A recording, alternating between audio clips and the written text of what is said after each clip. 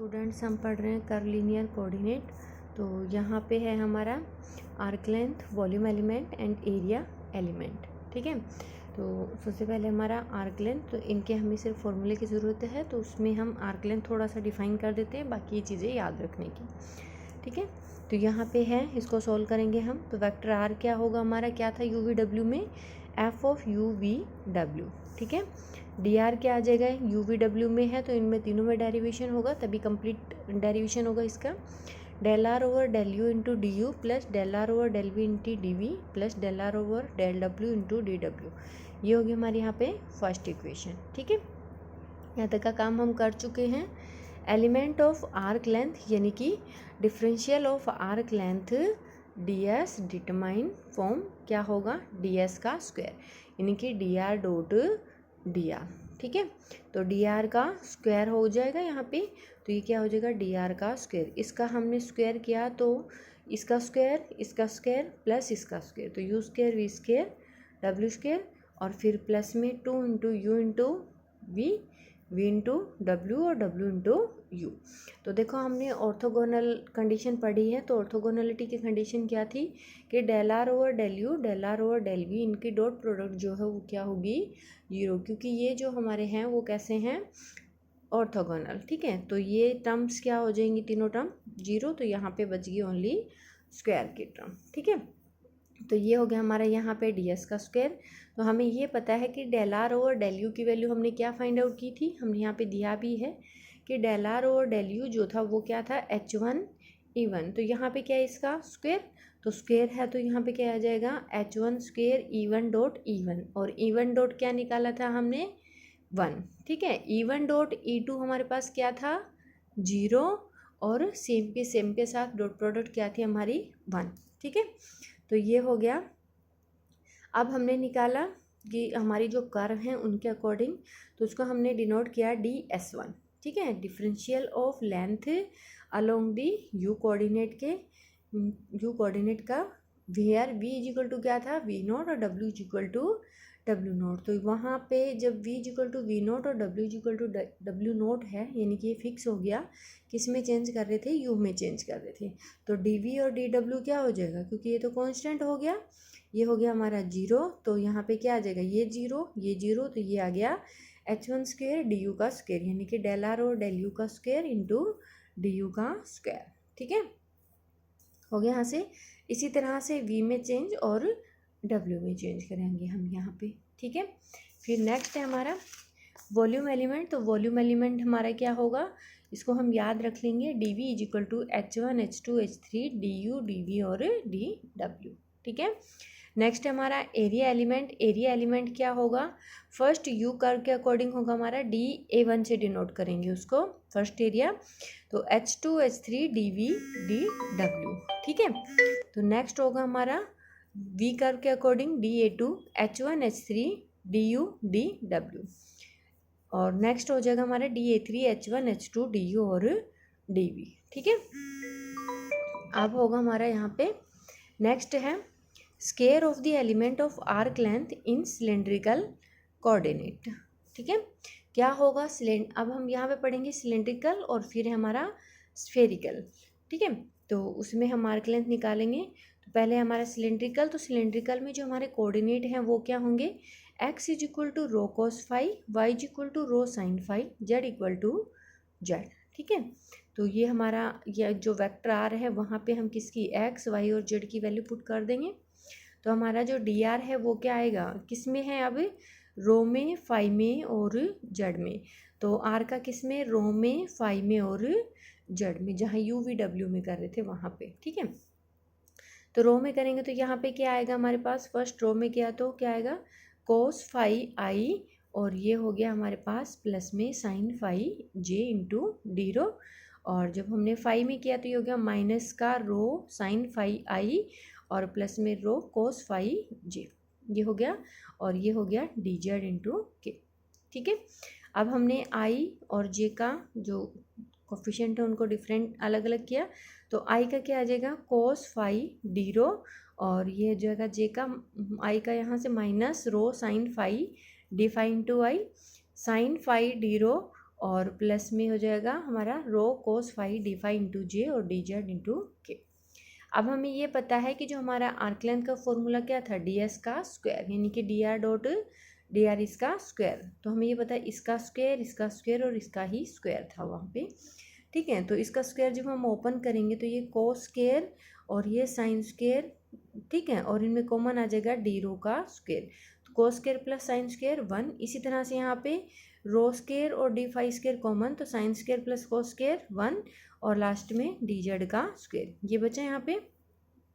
इसको हमने उससे कंपेयर किया, अपने जो हमने निकाला था अभी अभी उसे कंपेयर करेंगे तो यहाँ पे क्या आएगा, H1 स्क्वायर H2 स्क्वायर और H3 स्क्वायर। तो इनको कंपेयर करके हमारे पास H1 की वैल्यू क्या आ जाएगी, H1 यानी कि क्या है यहाँ पे H रो क्या होगा 1, यहाँ पे H2 यानी कि ये क्या होगा H5 क्या होगा, ये रो है, और H3 यानी कि यहाँ पे क्या है HZ, तो ये क्या हो जाएगा 1, ठीक है, क्लियर। तो फिर हम यहाँ पे कोऑर्डिनेट देख रहे हैं, इसमें ये है नेक्स्ट किसमें, स्फेरिकल में आर्क लेंथ। तो स्फेरिकल में जो हमारे कोऑर्डिनेट हैं वो कैसे होंगे, पोलर कोऑर्डिनेट। तो एक्स है हमारा R sine theta cos phi, Y हमारा R sine theta sine phi, और जेड है हमारा आर कोस थीटा। तो यहाँ से हम निकालेंगे क्या, डी एक्स डी वाई और डी जेड। तो डी एक्स हमारा क्या आ जाएगा यहाँ पे, d x is equal to r में थीटा में और फाई में। तो सबसे पहले हम निकाल रहे हैं यहाँ पे किस में, फाई में। तो ये आ जाएगा माइनस का आर साइन थीटा और ये क्या हो जाएगा साइन फाई डी फाई। फिर हमने निकाला थीटा में, तो ये हो जाएगा r cos theta cos phi और ये हो गया डी थीटा। और फिर आर में किया तो आर का क्या हो जाएगा 1 साइन थीटा कोस फाई और डी आर। इसी तरह से हमने निकाला यहाँ पे वाई का और फिर जेड का हो गया। डी एस स्क्वायर हमारा क्या होगा, डी एक्स का स्क्वायर डी वाई का स्क्वायर और प्लस डी जेड का स्क्वायर। तो इसका हम स्क्वायर करेंगे तो यहाँ पे हमारे पास क्या आएगा, इसका स्क्वायर कंप्लीट इसको सोल्व करोगे तो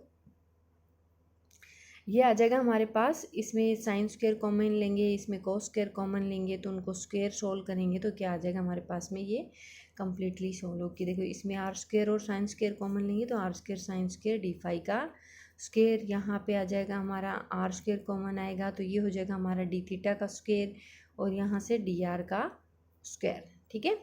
कंप्लीट इसको सोल्व भी कर सकते हैं। और इसका जो हम कंपेयर करेंगे उससे तो क्या आएगा, H1 यानी कि HR है यहाँ पे 1 और ये H2 H थीटा यानी कि इक्वल टू R और H3 H5 क्या हो जाएगा यहाँ पे R साइन थीटा, ठीक है। तो हम क्वेश्चन सॉल्व करने से पहले थोड़ा सा देख लेते हैं, यहाँ पे एक दो चीज़ें और रह रही हैं जिनका हम यूज करेंगे, ठीक है। तो उससे पहले है हमारा एक तो है ये रिलेशन E1 E2 E3 और gradient of U gradient V और ग्रेडियंट ऑफ W का। तो ये हमने क्या प्रूफ किया था कि ये कैसे हैं, हमारे पास एक दूसरे के रेसिप्रोकल्स हैं, डेल आर और डेल U, डेल आर और डेल V और डेल आर और W किसका, gradient of U gradient of V और ग्रेडियंट ऑफ W का। तो इसकी हमारे पास वैल्यू क्या है, ये क्या होगा हमारे पास, ग्रेडियंट ऑफ U इसका रेसिप्रोकल है, तो हम जो हमने vector multiple product of vector पढ़ा है वहाँ से उठा रहे हैं हम ये कंडीशन, ठीक है। जब हमने 3 वेक्टर की कंडीशन पढ़ी थी उनका रेसिप्रोकल निकाला था, तो क्या आ जाएगा हमारे पास किसके में, U निकाल रहे हैं तो डेल आर और del V cross del r और डेल W अपॉन में इनका डिटर्मिनेंट। तो डेल आर और डेल V की वैल्यू क्या थी, हमने क्या निकाली थी, H1 नहीं U की H1 E1, इसकी H2 E2 और इसकी H3 E3। तो यहाँ पे रखा H2 E2 H3 E3 और यहाँ पे इनकी तीनों की वैल्यू, तो ये हो जाएगा H2 H3 और E2 क्रॉस E3 अपॉन में ये डिटर्मिनेंट से बाहर आया H1 H2 H3, तो ये हो गया E1 E2 और E3। तो यहाँ पे H2 और H3 कैंसिल और E2 क्रॉस E3 क्या होगा, E1 यानी कि J cross K is equal to I होता है, तो ये हो गया E1 और यहाँ पे ये बच गया H1। तो ये क्या है, यूनिट वेक्टर। तो यूनिट वेक्टर है तो इनका डिटर्मिनेंट क्या आ जाएगा हमारे पास यहाँ पे 1 हो जाएगा, तो यानी कि ग्रेडियंट ऑफ U क्या हो गया, E1 अपॉन H1। तो यहाँ से E1 की वैल्यू क्या आ जाएगी हमारे पास, H1 into gradient of U। इसी तरह से E2 आ जाएगा H2 ग्रेडियंट ऑफ V और E3 आ जाएगा H3 ग्रेडियंट ऑफ W। इनका हम यूज करेंगे, ये चीज़ें ध्यान रहे, E1 E2 और E3। अब E1 हमने अभी अभी यहाँ पे किया है क्या था, E2 cross E3, E2 cross E3। तो ये हमारे पास E2 क्रॉस E3, तो E1 की जो वैल्यू है वो क्या आएगी हमारे पास, यहाँ पे क्या लिख सकते हैं, ये होगा H2, इन दोनों की क्रॉस करवाएंगे E2 और E3 की, तो H2 और H3 बाहर आ गया कॉन्स्टेंट, और ये हो गया gradient of V cross gradient of W। इसी तरह से हमारे पास यहाँ पे E2 और E3 हो जाएगा। ठीक है, नेक्स्ट है हमारे पास ये ग्रेडियंट का, डाइवर्जेंस का और कर्ल का फॉर्मूला। तो ये याद रख लेना, इनका प्रूफ भी कई बार पूछा जा सकता है, तो हम प्रूफ भी कर सकते हैं। तो यहाँ पे अभी फ़िलहाल के लिए ये चीज़ें याद रख लेना। ग्रेडियंट ऑफ फाई जो है वो क्या होगा, E1 H1 डेल फाई और del u plus E2 upon H2 del phi और del v plus E3 upon H3 del phi over del W। ध्यान रहे ये चीज़ हम यूज करेंगे। डाइवर्जेंस ऑफ F क्या होगा, 1 upon H1 H2 H3 into del upon del u H2 H3 F1 plus del upon del v किसका, H3 H1 F2 और del upon del W क्या होगा, H1 H2 F ऑफ 3, और F factor क्या होगा हमारा, F1 E1 plus F2 E2 plus F3 E3, जिसका हम पहले यूज भी कर चुके हैं। ठीक है, इसको हम सॉल्व कर चुके हैं, वहाँ पे हमने F1 F2 F3 की वैल्यू फाइंड आउट की थी। ठीक है, नेक्स्ट हमारा कर्ल F क्या होगा, 1 अपॉन H1 H2 H3, तो ये होगा H1 E1 H2 E2 H3 E3 del upon del u del upon del v del upon del W, H1 F1 H2 F2 H3 F3 का determinant. Next है हमारा Laplacian operator है हमारा ये, del square phi क्या होगा, 1 upon H1 H2 H3 is equal to del upon del u H2 H3 upon H1 into del phi over del u plus del upon del v H3 H1 upon H2 into del phi और del v plus में del upon del W H1 H2 upon H3 into del phi over del W। ठीक है, अब इसमें इसको मैंने थोड़ा सा सोल्व किया है, लेकिन हमें ये चीज़ें याद रखनी है कि जो हमारा पोजीशन वेक्टर R है वो क्या होगा, XI plus YJ plus ZK, तो किस में है हमारा, सिलेंड्रिकल में। तो सिलेंड्रिकल में XY ZK हमने वैल्यू रखी थी वहाँ पे, तो del R over del rho जो है हमारा क्या होगा, टेंजेंट वेक्टर किस में, रो कर्व में, U curve V curve W curve में निकाल रहे थे ना, तो यहाँ पे रो में कर रहे हैं तो क्या होगा, रो कर्व में। रो कर्व में है तो क्या आएगा यहाँ पे cos phi i plus sine phi j हो जाएगा, और del r over del phi क्या होगा, टेंजेंट वेक्टर फाई कर्व में, तो minus rho sine phi i plus rho cos phi j, और डेल आर और डेल जेड क्या होगा हमारा, tangent vector to z curve, तो ये क्या हो जाएगा हमारा के। ठीक है, अब unit vector in this direction में क्या होगा, रो फाई और जेड जो कर्व हैं उनके डायरेक्शन में क्या होगा, तो उसको हमने लिया है यूनिट वेक्टर ई रो, तो इसको हमने E1 मान लिया है, तो जो टेंजेंट वेक्टर है वो अपॉन में उसका डिटरमिनेंट, यही होगा यूनिट वेक्टर। तो इसका जब हम यहाँ पे मैग्नीट्यूड फाइंड आउट करेंगे तो क्या आएगा, cos square plus sine square, ये क्या हो जाएगा 1, तो कोस phi i plus sine phi I sine phi जे। इसी तरह से हमने निकाला ई फाई, इसको हमने माना E2, तो ये आएगा माइनस का sign phi i plus cos phi j, और ये आएगा हमारा ई जेड, इसको हमने माना E3, तो ये आ जाएगा दिस इज इक्वल टू के अपॉन इसका मैग्नीट्यूड क्या होगा 1, दिस इज इक्वल टू के। ठीक है, और क्या है ऑर्थोगोनल, जब हम इनका यहाँ पे डॉट प्रोडक्ट करवाएंगे E1 dot E2 E2 dot E3 और E3 डॉट E1, तो वो क्या प्रूफ होगा, जीरो, इनकी डॉट प्रोडक्ट हम यहाँ पे सोल्व करके देख सकते हैं। तो ये काम जो है वो आप लोग स्वयं करेंगे। आप पोलर में और ये याद रख लेना तो कि ER जो है वो क्या होगा, sine theta cos phi i plus sine theta sine phi j और प्लस में कोस थीटा के। ठीक है, ई थीटा जो है वो क्या होगा, r cos theta cos phi i plus r cos theta sine phi j minus r sine theta k, और जो ई फाई है वो क्या होगा, माइनस का sign phi i plus cos phi जे। ठीक है, ये चीज़ें हमारी याद रहने की हैं, तो इनका हम यूज करेंगे, क्वेश्चन सॉल्व कर रहे हैं वहाँ पे, इसलिए मैंने ये चीज़ें आप लोगों को बताई हैं कि एक बार याद रहें, वरना इनको कंप्लीट सॉल्व भी करवा देते हैं। ठीक है, तो अब हम चलते हैं क्वेश्चन पे। तो हमारा यहाँ पे क्वेश्चन है, show that in orthogonal coordinate nebula dot A1 E1 क्या होगा, 1/H1 H2 H3 del by del you A1 H2 H3 और इनकी क्रॉस। ठीक है, ये होगा तो विद सिमिलर A2 E2 और A3 E3।